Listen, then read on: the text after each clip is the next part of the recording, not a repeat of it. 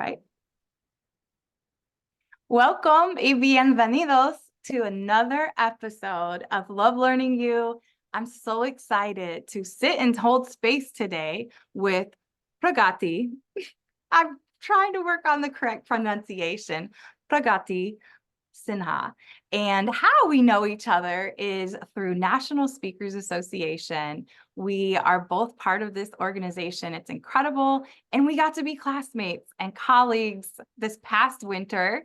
And so we've gotten to know each other a little bit professionally. So I'm excited to get to know you more today, my newer friend and colleague. And I do have many questions we're going to get into, but as with any episode here, to our viewers and listeners and subscribers, if you're listening on your favorite podcast platform or you're viewing this on YouTube on the Educator Aid channel at Love Learning You, be sure you hit follow or subscribe. And also remember, in the show notes is where we link all of our guests' resources, how to connect with them, maybe follow them on their social media platforms. So be sure to check that out and be sure you're following along. And as always, we want to thank you for being committed to becoming a best version of you and continuing on the journey of learning. One thing that really connects me and my guest, I'm going to give her some flowers before she introduces herself. But one thing that really connects us is that we both love learning. And even on, I think, both of our websites, we use the term lifelong learners, as well as we were just talking about how we call ourselves practitioners. We are devoted to practicing our crafts, and however that looks in the different spaces that we both get to consult in. And with some things, honestly, we got a chance to connect outside of class. And I was just so grateful for that time. So 3 words that I want to give you some flowers with today are generous, insightful, and reflective. Those are words that come to mind for you. And also, I know that you're a very devoted mother and family lady.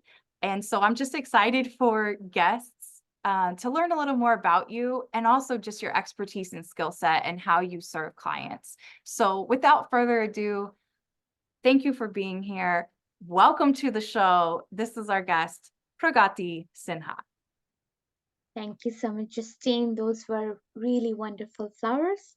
Thank you with all the gratitude in my heart. And again, thank you so much for the opportunity to be here, to share the space with you and talk about my life, my work, and just, get to hang out with you and learn more about what you do and share what I do. So it's wonderful. Thank you so much for the opportunity.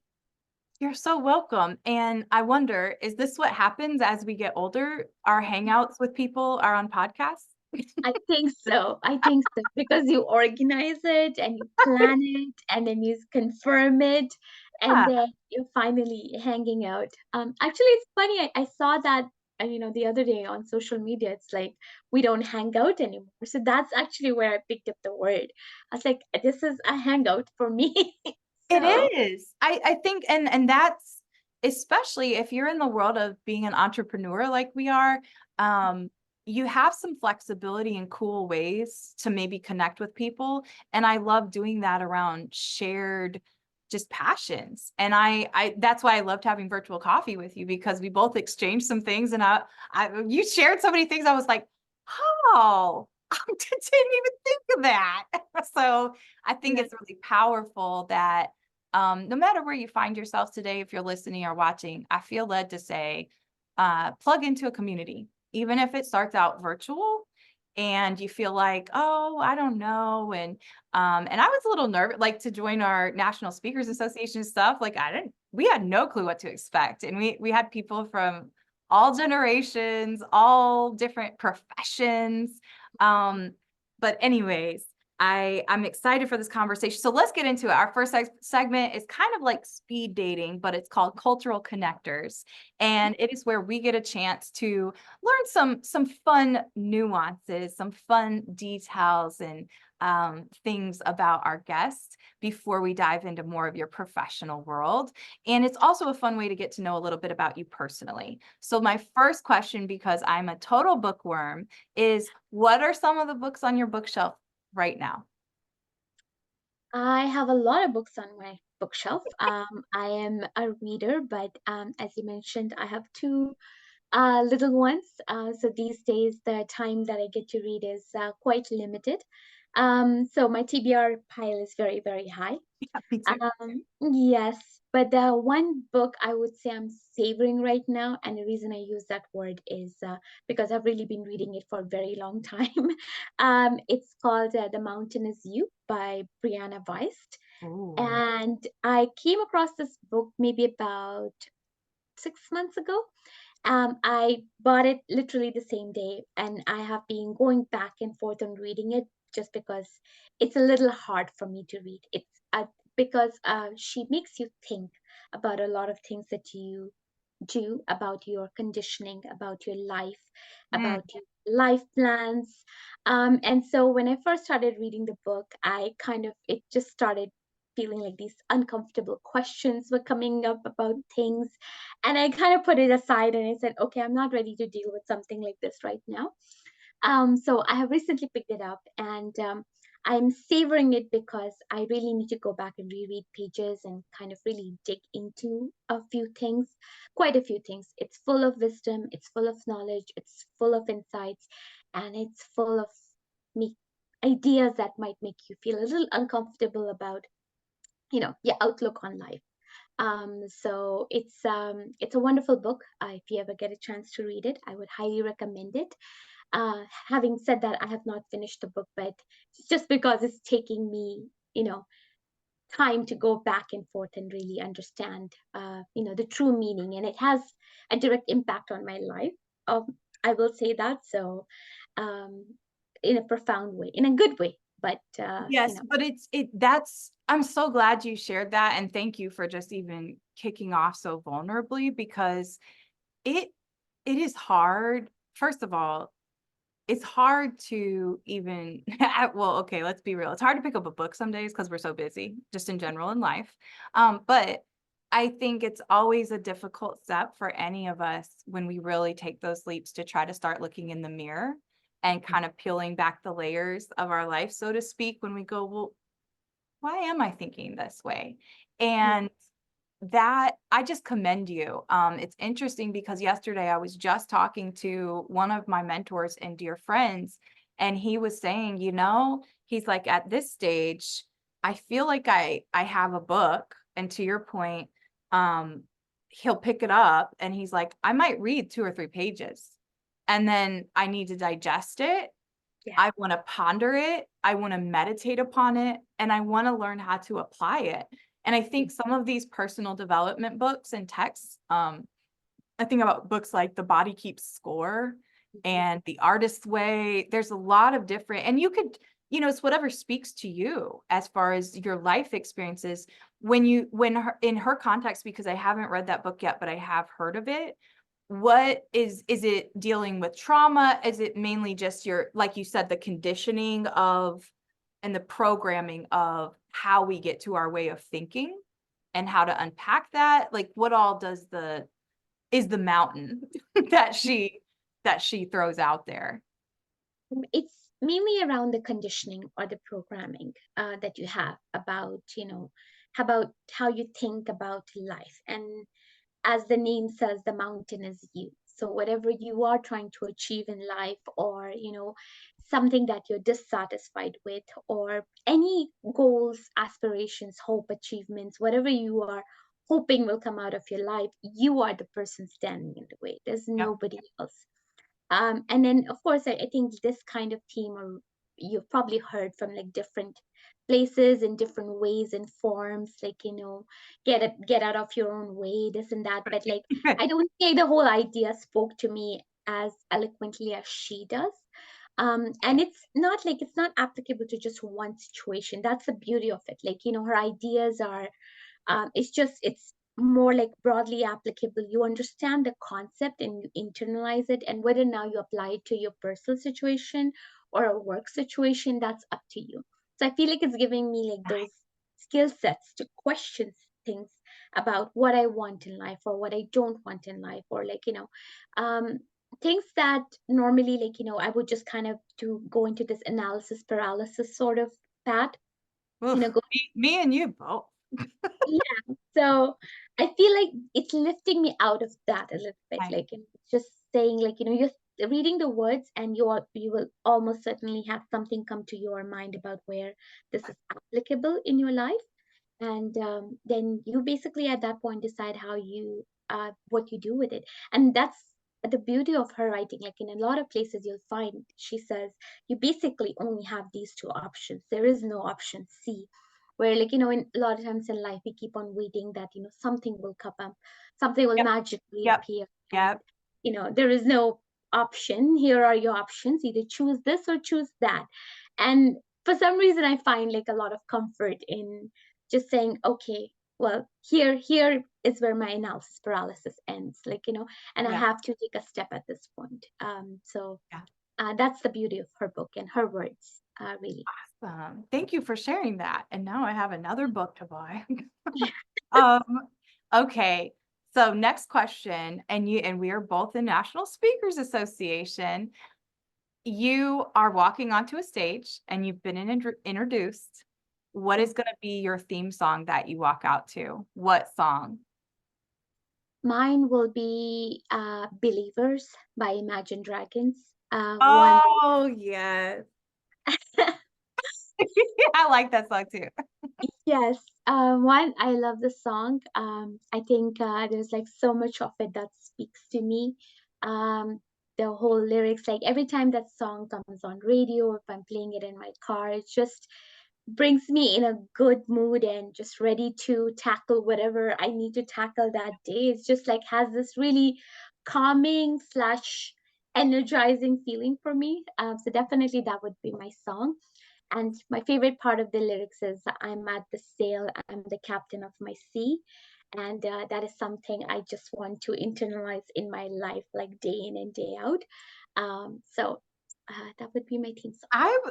I'm going to skip one of these questions in cultural connectors because I feel like that quote and Mhm. even the book that you shared, like it's all intertwined in your path. So one of the next questions was going to be if you had a quote that drives and inspires you, but even that quote from the song, say it one more time if you could, because it's just so powerful. And I'm like, it's like I see exactly, oh, and it matches even the book journey too. It does. It does, especially like where I am in the season of my life. I Yeah. feel like that particular bit, like I'm the one at the sails. I am the master of my sea. I think coming from the culture that I come from, where you are conditioned to be a certain way, and Okay. have certain expectations about how you will be and what you will do in life, Mhm. and your way of life. I think it took me a while to realize, that there is another path, there is another way of living, where, you have that was a more constricting way, or this is the path that's being laid out for you. And in seeing the sea basically and saying like, hey, there is this another world, and then this is something I can do for myself, and having that trust and belief in myself. And I'm working on it. I'm not saying like this is my anthem, because this is what I want to work on. Yes. We got to pump ourselves up, whether Yeah. it's the books, Yes. songs. With that being said, and you alluded a little bit to your cultural background, but let's go back in time. So we're going to pretend we get to transport back in time together, me and you and everybody watching and listening. And we're going to go back to when you were about 8 or 9 years old. Little you, we're going to go back and have one of your favorite childhood meals with you. Mhm. What are we eating together? And tell us why it was your favorite meal Okay. or one So of them. Some people yeah. can't choose. Okay. I'll say this with the caveat that I was a very picky eater, according to my mom. I'm Mm, not anymore, but I okay. was a very picky eater apparently until my teenage years. Um, but the one, so my memories are not almost all associated with food, but the one I do have is actually having a vegetable called bitter gourd or bitter melon Okay. with my grandfather, so my mom's dad. And that is a memory, like even today when I see, when I bite and like I don't, it is truly bitter, like as the name suggests. Okay. Not something that kids tend to like, but I think because my grandfather liked it so much, and I always had like breakfast with him, like, sitting on his lap or by him or somewhere around him. Uh, So I have very nice, fond memories of that and being around my family in their family home. They had a big house with lots of people in it at all times. So wow. just that feeling of being having a community, that belonging, like that vegetable Yeah. brings it back for me. So I know that's an odd choice, but that is a even when No, I see it. look, I have heard it all, and I ask these questions in my like workshops and stuff I do with teams. So I have heard so many different stories over the years, and why I love coming up with these types of questions, because we sometimes think, oh, well, why do I want to make, like, sometimes we make the mistake as humans, I think, of considering it small talk. And that is something that I think is so powerful in this concept, even for ourselves as we reflect, is to ask ourselves these questions. Because also, to your point about how we become kind of programmed and conditioned by family values and norms, religious values and norms, the schooling institutions that we attend, the countries that we happen to live in or be born in, all of these things, Yes. they can pile up these layers Hmm. to where then we do actually forget kind of the essence of our soul Yes. and who we are and the things we love, and or we shut it off and go, well, that's silly. I Hmm. ate that, or I did those things when I was 8 and or 9, instead of, okay, well, who told you you can't go skipping outside as a 30-year-old? I don't know. And that might be a silly example, but it is the core of examining, why am I holding on to this belief? Yes. Why do I believe what I believe about XYZ, whatever that thing is in our lives? And is this belief harmful to myself or anyone else? Absolutely. Absolutely. Yes. So that makes sense to me, regardless of what you choose. So you talked about growing up in a big home. Were Hmm. you in an intergenerational home where you always got to be around your grandparents, and also tell us where that was at geographically, where you grew up a lot of your childhood. I'm going to get into professional next, you all. So she has some degrees, Cornell, University of Toronto, some certifications. So she's been around, but tell us a little bit about younger you, and where is this big family and the beautiful community that you have with Bitter Melon, of course. Uh, awesome. So this is actually in Patna, Bihar, which is a small town in northeastern India. That's where my family is from. And so this was a home of, so this memory is from the home of my grandparents, my mom's parents. Okay. As I said, like big home, lots of people all the time, lots of things happening at all times. But I lived there until I was about like 10 years old. And then my family moved to New Delhi, where I was born in a nuclear family with just my parents and my brother. And then from there on, I've mostly lived like in a nuclear family, more or less. Okay. So that transition going from like a joint family to like just, just a parents and, my sibling, was quite difficult for me at the time, especially for 10-year-old me. Ah, interesting. And but I think having gone through that experience when we later moved from New Delhi to Toronto in Canada, that transition for some reason was a lot easier for me. just because maybe because I'd already been living, apart from like this big family that I had in Patna. Um, Part of it was that, and part of it was I felt like even culturally, for some reason, Canada was a lot more accepting, or is a lot more accepting of others, you know, Mm. than sometimes even within India. If you move from one region to another, people can be quite, segregating. The quick And that was, question too, because yeah, we have listeners, about 50% of our listeners are in the United States, but then we have listeners in about 40 countries. So I will probably ask a little follow-up questions just for my own learning and many of us who are not Indian.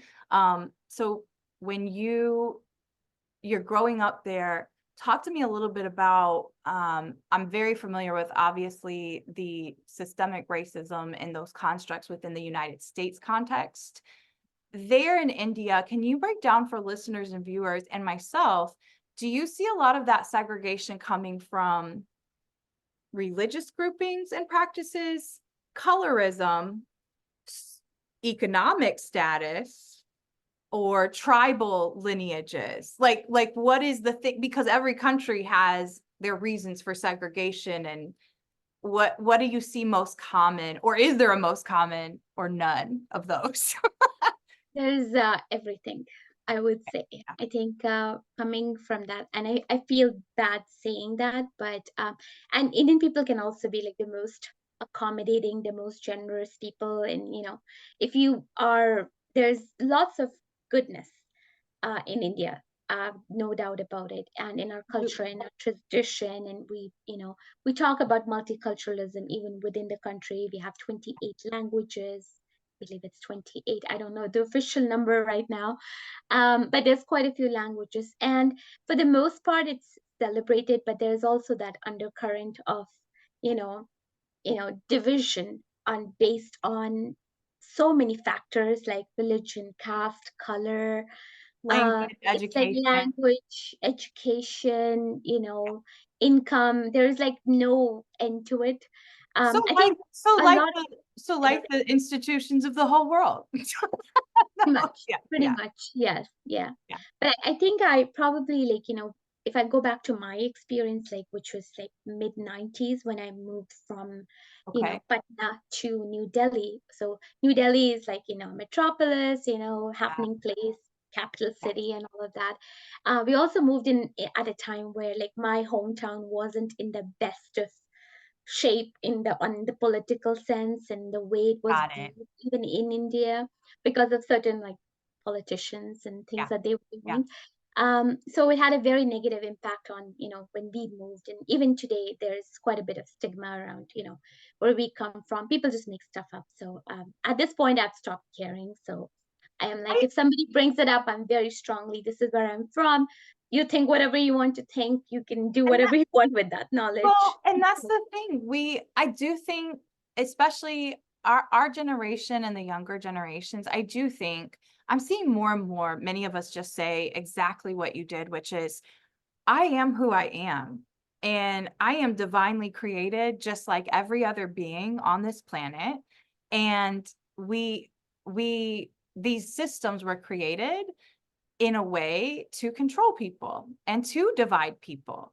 Yes. But it's a powerful thing when we can see past those things of like degrees or money or religion and be able to go, and also this, I see you and I accept you just as you are and for who you are, because essentially that is going to continue to bring more positivity to our entire world and more love to our entire world versus someone going, you're not allowed here, you wear that. Like, and that's how silly some of our beliefs are, which is why the book you started with and recommended is pivotal. And those types of books are pivotal, I think, in our journeys, Mhm. because if we don't stop and go, well, why am I thinking this way? Or why do I only think this is possible? To your point, it usually only comes back to something silly. And with systems like race and gender and all these things, those are also meant to kind of almost, I think, tear down our true essence and identity. Because Yes. if you then don't really know who you are, but you just go around saying, oh, well, I'm Indian or I'm American or I'm Puerto Rican or whatever your nationality or even your ethnic lines, you're still already like, there's so many other things about who Who we you are. are, Yeah. not what somebody named a piece of land thousands of years ago. And we happen to be born there. Right. That is true. That I is mean, so that when you think about it those ways, it's like, man, we really had, and that's the thing, when we all have things in our life we have to examine. So of course, when we see others also enforcing those systems or they have harmful beliefs, including family members, which, hello, subscribers, we all have family members that have different beliefs than we all do. Like we all have that in family. And I think it goes back to there's a risk of losing something. And those systems only really are about one thing, which is power. Mhm. And that can taint, in my opinion, that is what it's, are you choosing power and then you're okay with being destructive to humans? Mhm. Or are we choosing love? And that might mean having some sacrifice in order to actually serve one another. I Right. don't know. That was a lot. Sorry. It was just, but That, what are your thoughts on that? And then as you had to go through those, I mean, it's interesting, right? Your path is specializing in change management. yeah. Um, but how Yeah, that's true. how do you look back and see like what made the move to Toronto because you felt like it was more accepting overall? Did your siblings feel that way too? Or did they have different experiences than you? Um, I think they had different experiences than I did. Maybe because they were older, they Okay. had, a different, they were just in a different season of life than I was in. Well said. Uh, and for me, it was just an easier transition, maybe because I was equipped, because this has already happened. And two, I don't remember feeling a friction when I was trying to, or when I was basically, introduced to this new culture. It was just, or maybe I picked up more habits and interests and things that were more aligned with, Yeah. the existing culture. I don't know what it was, but if I think back to that time, I don't remember feeling any kind of resentment or friction trying to, you know, Nice. settle down in Canada, but I still have feelings of discomfort and, agony, anxiety when I think about the first transition. Like, maybe I don't remember the details, but I definitely remember the feeling that I had. So that feeling did not happen again. So I was very happy about that. And my mom was especially happy about that because she saw me go through that transition once and she was not looking forward to having the same transition again. And initially, before we moved, I was probably the person who was most opposed to it because I had, friends there, I had life there. I never really thought about leaving India or going anywhere. But my parents wanted to move for like a better life for us and better education and things like that. And I was like, no, I don't really want to go. I don't want to leave my friends behind. Well, And then, but then once I moved in, I actually felt um, I don't remember feeling that, as I said, like that same that struggle, that struggle to actually that make the transition. Yeah, that's yeah, beautiful. Thank you for sharing that. Now I'm going to share my screen really, really quick, only to put this out there again. Check the show notes because her website will be linked. But Pragati is the lead practitioner and also founded Capstone Consulting. Um, first of all, I just love your website. I have a really quirky tech question. yeah. It's not that deep though. It Go is, ahead. how many tabs do you currently have open in your browsers? I uh, literally thought of this question before I got on with you and I said, I'm going to like, start asking everyone that question. I would not even know. I probably have a bunch of windows open and probably 20 tabs open in each of them at a bare minimum. So I would estimate I about feel, 100 I feel a little different. better. I partly asked to know if I was okay. No, because you're in the tech space. No. No. That's a curious question though. Like, is that a problem? I guess I just think about it like Post-its, but is that bad for our computers? At this point, I don't think so. I think that was probably true in the 90s or, when we had like really, you When know, we had dial-up. yeah, dial-up internet, maybe that was the issue, but I don't think today that's an issue. And I'm always surprised when somebody's sharing their screen and they go apologize for having like a million tabs open. And I'm like, don't we all? Like, what's there to apologize for? Like, what are you talking about? So Yes. yeah, don't nobody's judging you for having 100 tabs open. Thank you. I mean, I only put this window on just because it was all your stuff, just to show that only. Tell us, just so we have a little background in your own words, we will link this website, you all, but I just wanted to flash it up. Number one, it's a beautiful website, but this is where you can also find a little bit more about our guest, as well as who she has gotten to serve through the years, some very high-end companies and personalized services that she's delivered. But if somebody were to, greet you at a Starbucks Mhm. or a networking event or just randomly, how would you describe every entrepreneur's favorite question? Not Yeah. really. What do you do? How would you describe how you serve clients at Capstone Consulting most right now? Okay.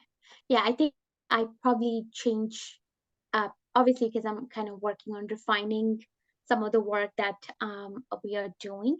Uh, but at Capstone, like our focus or the reason I founded it was I really wanted to focus on doing, you know, simplifying this whole idea of tech implementations.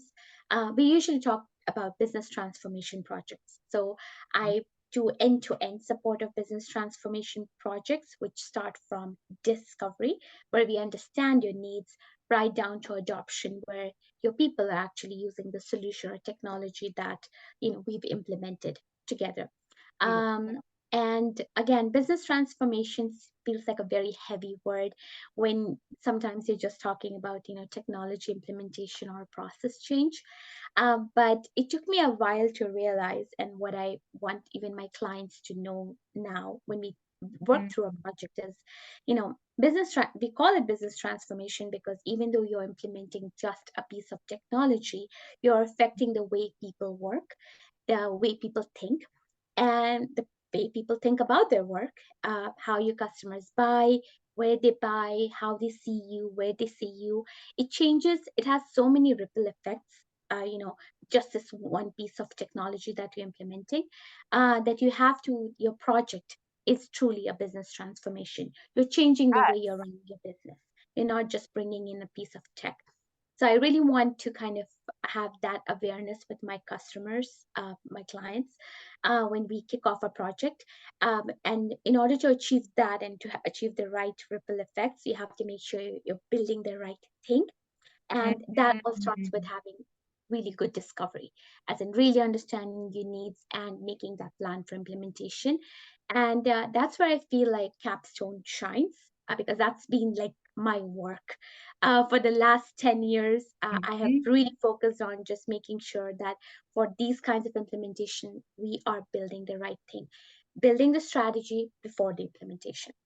So I'm really passionate about that. Very, um, well, and when I've heard you talk about what you do, quote unquote, before, you're very comprehensive. And that was something I noticed too about both of our models, which is not always the easiest when you are trying to scale and evolve a business. But it was something I think that we're both still on that journey and still, number one, always in continuous improvement process because we are devoted learners of our crafts, but also that, to your point, if you're marketing business transformation, there are many firms and other organizations you go, oh, well, no, you're implementing HubSpot as your CRM.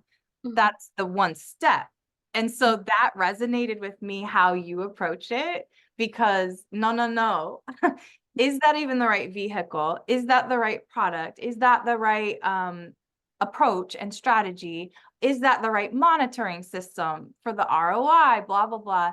You're giving that full picture instead of those one-offs that unfortunately I think we saw rise, especially in the .com into the influencer era of Yeah. people just shoddily even selling things to big companies at times.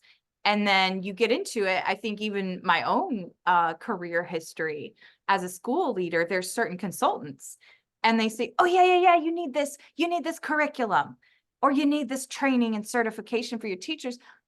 You're paying through the nose for their fees, and then they're gone after 2 days of training. And you're like, whoa, where's the implementation map? Where are the outcomes, the inputs, the outputs, the core objectives? Where's the team voice? Like so anyways, I say that as a nerd, like I loved hearing you talk, about your model, because I'm the same way. And I'm like, well, that wouldn't be okay.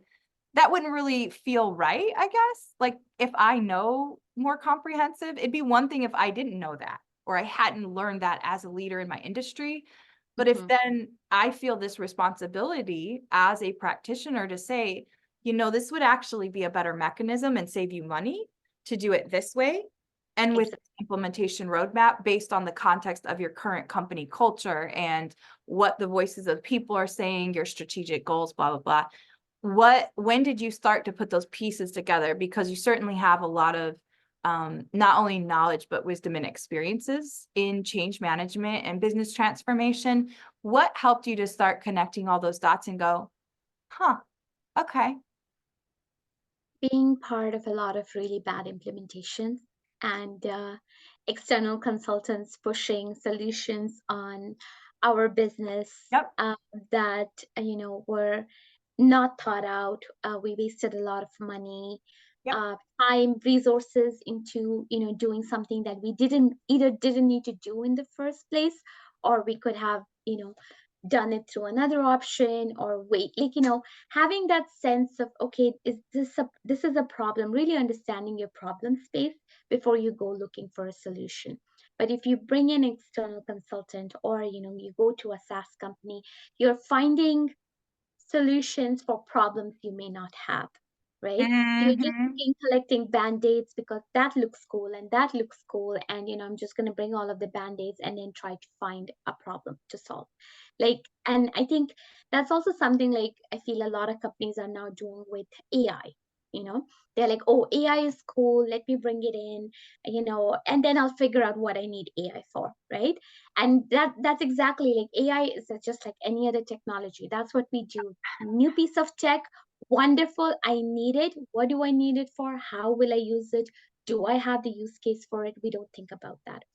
And that is one thing that I really want to work on, especially with my clients, to really dig down into the use cases and then try to find a solution for it, rather than handing a solution, an expensive solution, and just saying, go figure out how you're going to um, you know implement it, how are you going to do the change management on it, how will you adopt it, and what effect it's going to have on your customer base.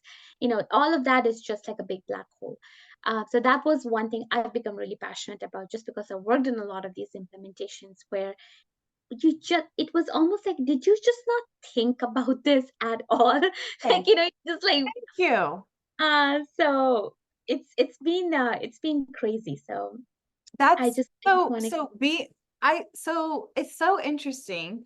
When I even was reviewing, I like to, especially if I don't know somebody as personally well for the interview, I was looking at your website obviously and just reviewing different things online about you. I was stalking you. No, I'm kidding. No, I was looking up to make sure I was getting the information right. But when I had read the more details on your website, it clicked with me more because I had looked at it months ago, but I read it more carefully and I said, oh, that's also why we clicked, because I have always loved change management. From the first year I started teaching in K-12 schools, I started at 21 and they were the first turnaround models in some of the United States' biggest public school systems. I also grew up in a very bicultural home. And that's also similar. You had the moves and you had those things happen. I didn't have, well, no, we moved around a lot, but it was in the same area. It was just moving around a lot.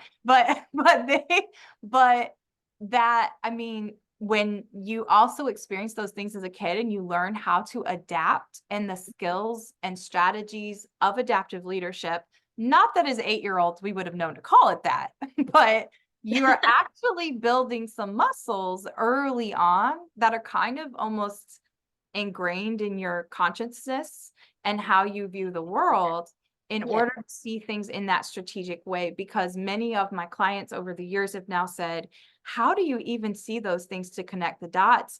And that's part of it too. Not all of us are wired. And especially if it's a CEO, sometimes in organizations or like a superintendent in a school district, and they are very good with the political framework of, for example, getting investors.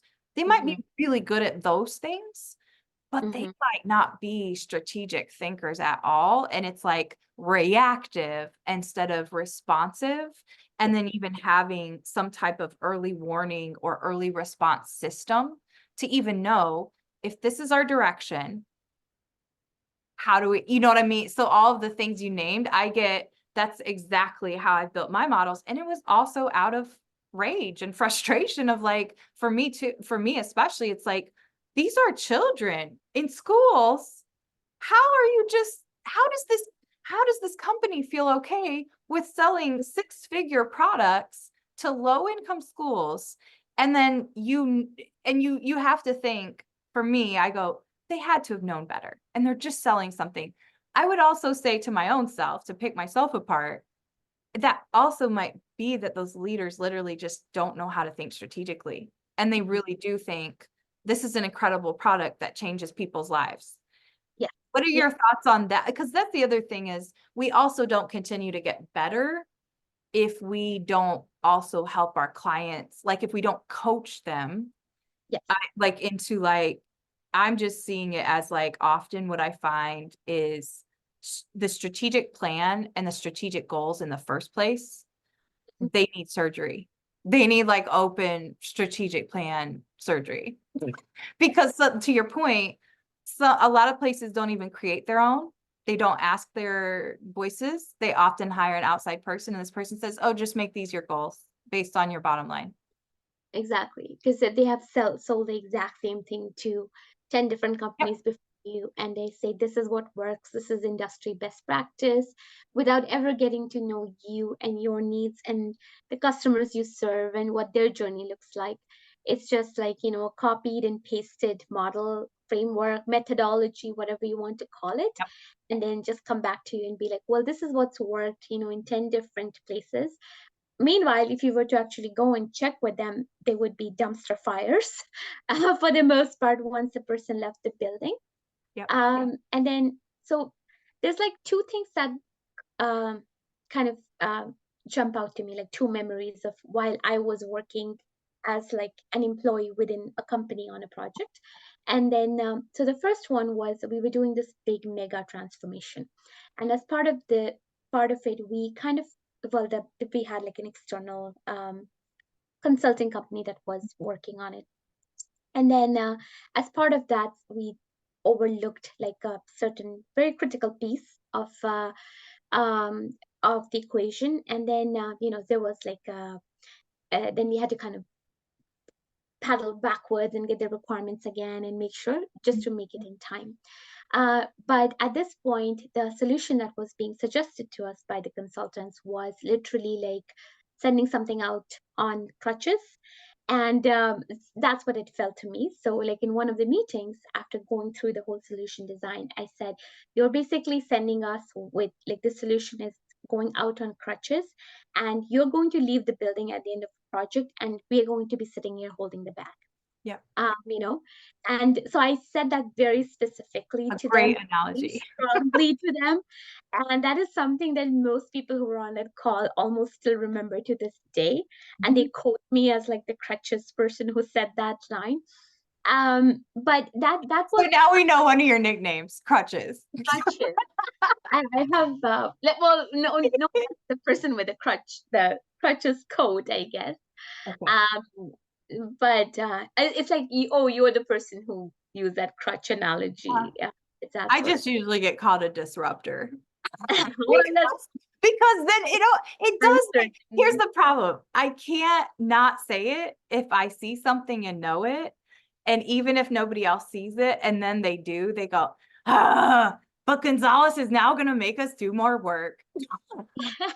But that's the point is often when those Band-Aid solutions, right? We often have, there might need to be surgery on a gaping wound in an Mhm, organization, a wound area, so to speak. mhm. And you're trying to put a little child Band-Aid on it. And you're Uh, not going deeper to say, well, what what? happened? Huh? Is there an infection in the wound?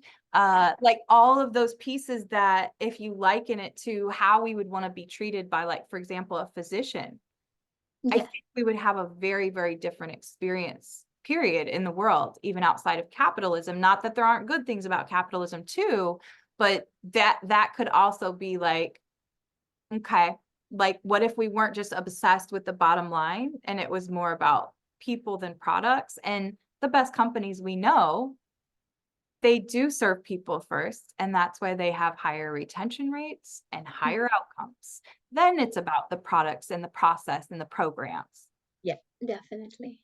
Yeah, I Yeah. think they've also done like research on it, like um, the companies that are public and they have better like employee engagement Yep. tend to have a better 10-year performance on their stock than Yeah. companies that don't. So it's definitely researched and science backed. Although it probably feels a little bit less right now with all of the layoffs and things that are happening. Yeah. So I have, at this point, I think my view is like everybody just cares about the bottom line, and there's nothing we can do about it. At least for now, I think that's That's just a like good that's a good reminder to me. Thank you for that, my friend. That'll calm me down for the moment.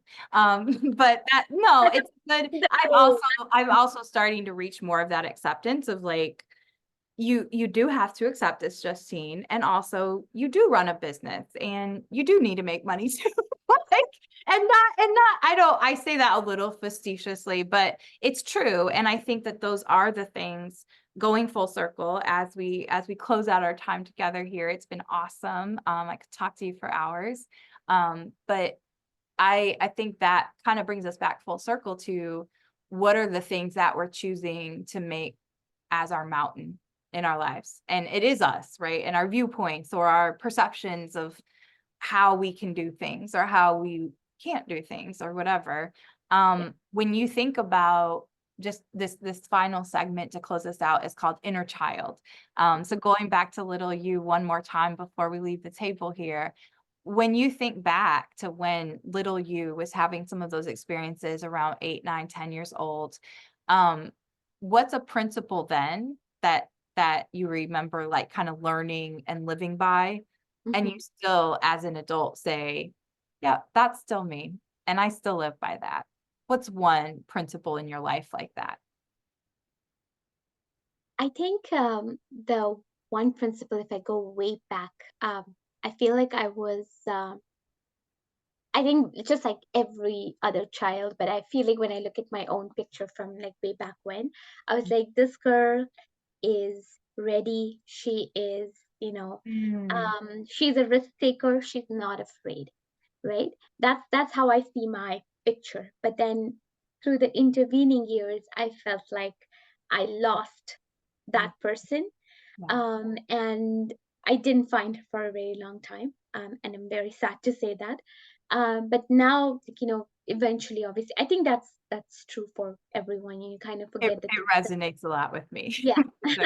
Yeah. And eventually, you come back full circle, and you're just like, oh wait, you are her. She's not some other being from some other world, right?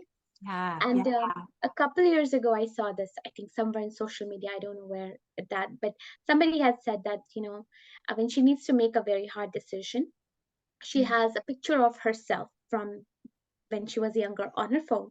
And she looks at that picture and then decides, is this decision good for her or bad for her? Like if you're in a more, Ooh. whatever that is.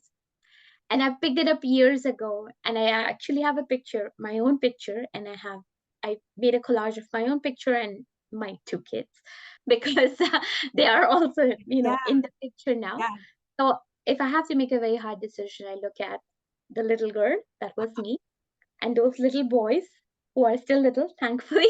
yes. And then I decide what's good for these people. But I'm included in that picture. It's not just my kids. I am also part of the picture. And then I decide what I want to do. So That, oh my goodness, that is I, such a beautiful way to close. Also, I do want to add that I mean, what a beautiful practice. One thing that I've read in different personal development books, and it resonates with different exercises I've done over the years, is um, literally stepping back and understanding that it's okay to be who you are, and that you might have to do a little bit of work Mhm, to unpeel those layers that we all acquire mhm, through career and life events that happen to us, and we choose how we respond. Even if there's bad things that have happened to us or wrong things that have happened to us, we still choose how we respond and how we use that as a lesson in our lives.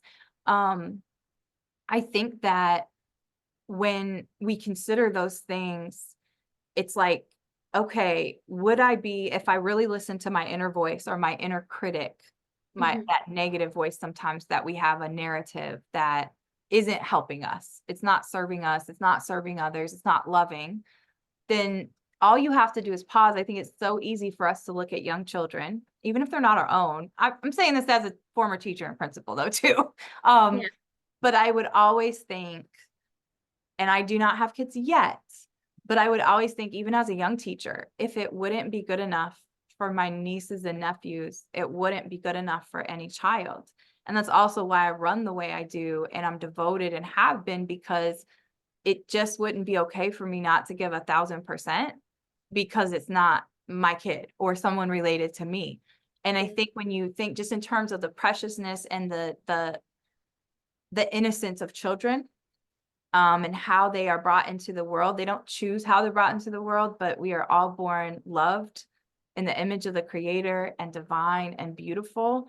And things happen to us that shift how we behave, at times. And I think that when we consider those words, like you said, that has been a game changer for me. Because when I think, would you have looked in the mirror and said that to you when you were 5 years old? No. Why are you looking in the mirror and you're only thinking about all of the areas of your body you don't like, for example? Like, so I have to do those exercises too. And I would encourage you, listeners and viewers, if you haven't, at least try to find, if you can, try to find a picture of yourself when you were little, and think about, if you were meeting that little you, how would you speak to that child? Because you should never be speaking to yourself any differently as an adult. And that's what changes, I think, too, is we start to beat ourselves up. And mhm, many of those things, we should have never even been thinking that way of ourselves. Um, absolutely. we are the mountain. You're right. That is thanks to Brianna Weiss. So I've actually come across a lot of mountain analogies recently. So that's her. And then there's another quote that I really love. This is by Najwa Zebian. She's a Canadian Lebanese poet and author. She Okay. writes, like, her prose is just beautiful. But Ooh, one thank thing that, you. I don't know her work. I'll have to look her up too. yeah, she's fantastic. Like when I read her books, it's just like so soothing to the soul. And she also wrote something along those lines, but it says, these mountains that you're carrying, we were only meant to climb. So Mm, that is something, like, as you grow older, obviously more burdens that you carry on yourself, more baggage that you carry, like, yeah. you have to come to the realization some burdens are not for you to bear. So, Mm, and mm. And we can choose to surrender every day. We can and choose to surrender. Um, it's this very same week, actually, 3 days ago, one of mhm, my dear consultant friends, we co-facilitated a workshop together for school leaders. And I just want to say this because he also, it's a very similar thing, but he said this to me. And it was Monday this week. So I feel led to say it because of what you shared.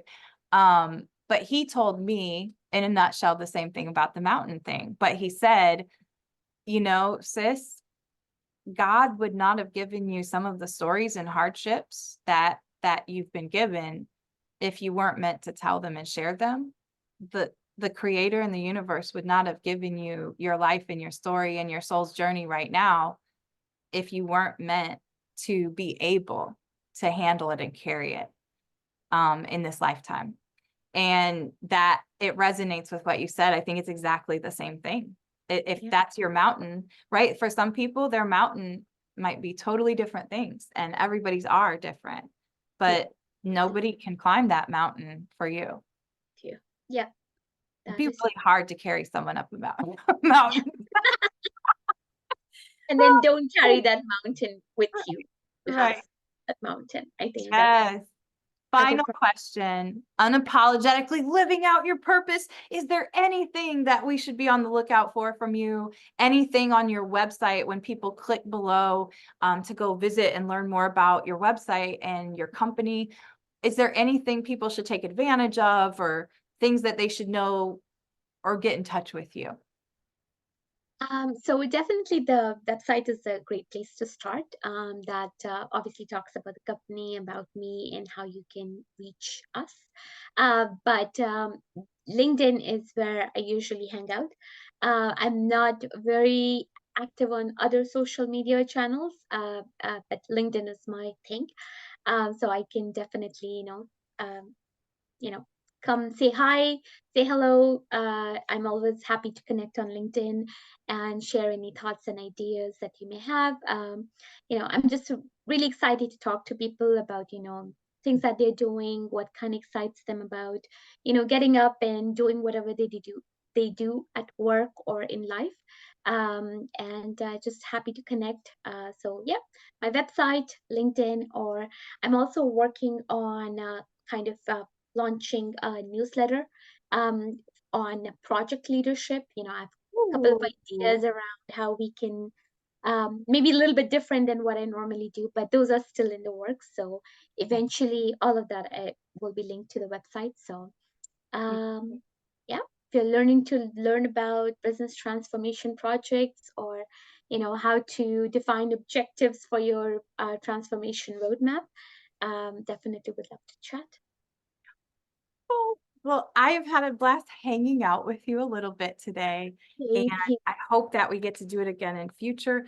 Who knows? Maybe we'll be back in a decade, you all, and we'll be like presenting at a conference together. You just never know. You just never Yes. Yes. maybe Yes. say decade, 5 years, maybe. Sorry. Who knows? No. Hey, it has been awesome, my friend. Subscribers, viewers, followers, thank you, thank you, thank you. And most of all, thank you for showing up for yourself today. Remember, let's continue to get compassionately curious together every day. Until next time, thank you, Pragati. I didn't say it correctly. Pragati. Please, please tell us the proper way. Pragati Sinha. Pragati Sinha. Thank you, my dear friend. See you all soon.